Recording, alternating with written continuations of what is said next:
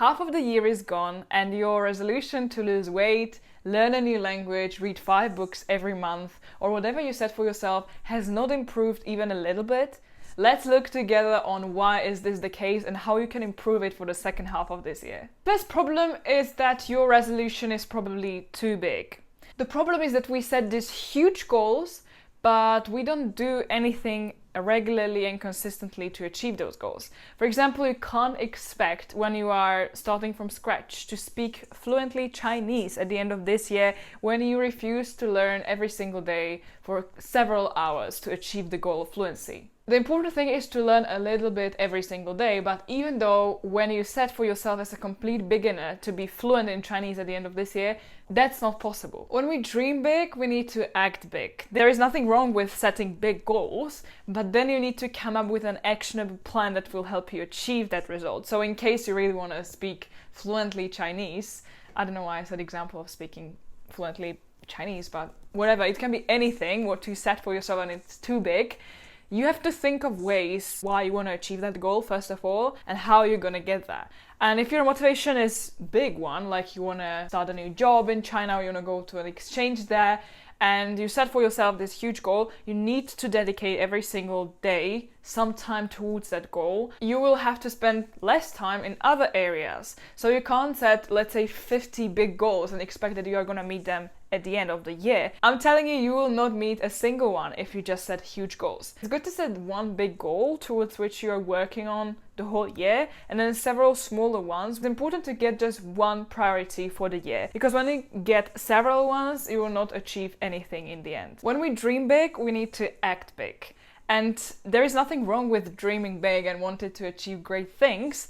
But if you really want to achieve that, you need to work every single day towards that goal, and you need to have this dedication and consistency every single day. You need to wake up with the drive that you really want to achieve this, especially when it's something huge and you have short amount of time for that. With daily actions on a consistent basis, you will reap the fruit of your efforts at the end of the year. For example, if you learn a new vocabulary every single day with your favorite language learning app, and you go on a trip somewhere and you suddenly see how the vocabulary pops up in your head, that's the result of your tiny daily actions that you took over the last couple of months. So when I learn this vocabulary every single day, I can feel after a month or two of dedicated learning that, okay, I might not learn too much, but then there an event happens, I'm going on a trip, and I can say a sentence or two to natives and I can have a tiny conversation with them just because I every single day showed up and learned their vocabulary. So if you want to dream big and if you want to really set big goals, then make sure that there is just one of them for this year, not hundreds of them. Work every single day with specific actions towards achieving that goal. In case there is something big you want to achieve, try to eliminate everything else and really completely focus on that one. It will only frustrate you when you set too big, unrealistic goals that you will not be able to achieve. It's better to start small, or if you really want to start big and set this one big goal, you need to have a plan consisting of daily actions. Another reason why you have not seen much progress during the first half of this year with your resolution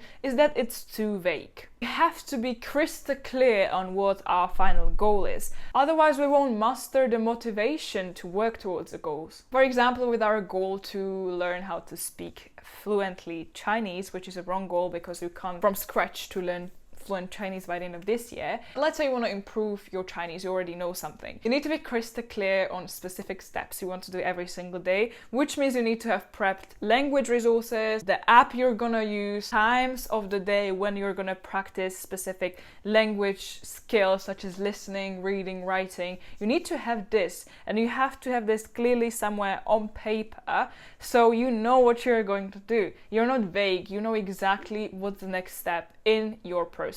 This happens to me a lot when I tell myself that I want to practice some German because I studied German at school, but now I don't actively study German.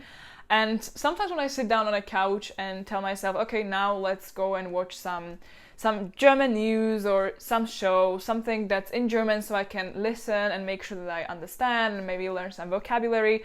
The problem with this is that I sit down on my couch, I open my laptop and I scroll through the hundreds and thousands of potential videos I can watch, and you know the final result. I'm not gonna watch anything because I'm so overwhelmed by the choices I have, the potential videos I can watch. It is so easy to get overwhelmed by the immense quantity of materials that are out there. I'm now talking specifically about language learning, but this can apply to any resolution you set for yourself. There are many ways how you can get to your goal, and you need to have this clear plan how to get there. And when you are vague on how to get there, you will not get there. So as with my German, now I set out the day before what I want to watch the next day. So when I tell myself, okay, now you're going to practice your German, I have a list of videos I want to watch, so I just click on the first video on the list and I just watch that. So I don't have to anymore make a decision what to watch because I already have in place a list of videos and I just pick one of them. So you need to know exactly what you're gonna do and how long are you going to do that to achieve your goals. With setting the right type of goals, let's say with German,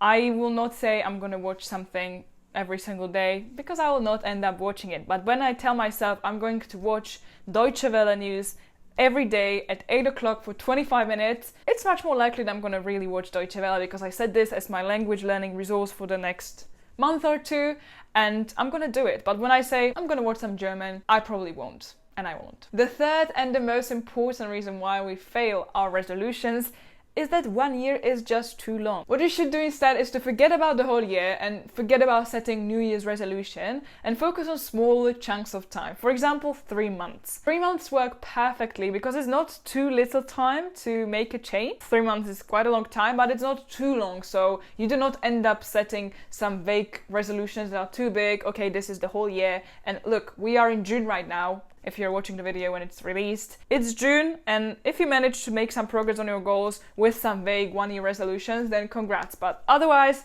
you'll probably not achieve what you set for yourself in January if you do not work gradually toward that goal. So what's better is to set goals for 3 months and you will make these 4 times per year. You can adjust your resolution and you can work on specific steps, let's say of a big project, and it works so much better. You have much higher chances to make that goal a reality. You want to start going to the gym? It's June and you say, let's wait for January the 1st and then I will start going to gym. That's wrong. You still got so much time. So set a goal for 3 months instead. Set a goal for the whole summer, July and August, and then September, and you will see so much progress in 3 months if you set your goals well.